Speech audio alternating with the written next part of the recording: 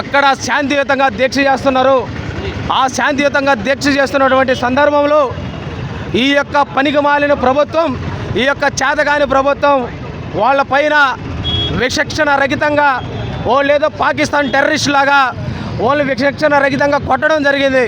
ఆ కొట్టే సందర్భంలో ఎంత గాయాలు ఏంటంటే తీవ్రమైనటువంటి గాయాలు ఒక విద్యార్థులకి పై నుంచి కింద వరకు చీలిపోయేంత దారుణంగా అక్కడున్నటువంటి కాల్డ్ పోలీసులు వాళ్ళ పైన దాడి చేయడం జరిగింది. నరేంద్ర మోడీ ప్రభుత్వానికి ఒకటే హెచ్చరిస్తా ఉన్నాం. నరేంద్ర మోడీ ప్రభుత్వం గవర్నమెంట్ అధికారంలోకి వచ్చిన తర్వాత 10 ఏళ్లలో దరిదాపు 156 సార్లు పేపర్ లీకేజ్ అయింది. ఎప్పుడు సంధించినటువంటి నరేంద్ర మోడీ ఈరోజు విద్యార్థులు అక్కడ శాంతియుతంగా ధర్నా చేస్తూ ఉంటే వాళ్ళపైన దాడి చేస్తారా? ఏమడిగారు వాళ్ళు? మీ యొక్క సంపద ఏమని అడిగారా? లేకపోతే మీ బంధువులైనటువంటి అంబానీ ఆదానికి మీరేదైతే ఈ దేశ సంపదను దోచిపెట్టారో ఆ యొక్క సంపద ఏమన్నా వాళ్ళు అడిగారా? వాళ్ళు అడిగింది ఏంది? విద్యార్థుల భవిష్యత్తు నాశనం అవుతా ఉంది.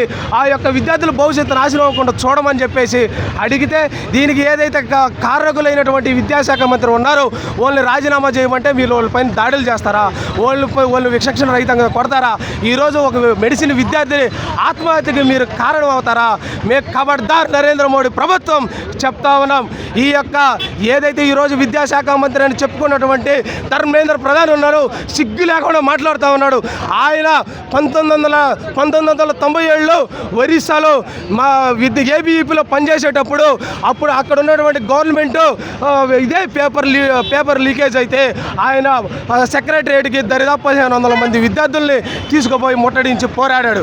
మీకు సిగ్గులేదా? ఆ రోజు తెలియదా?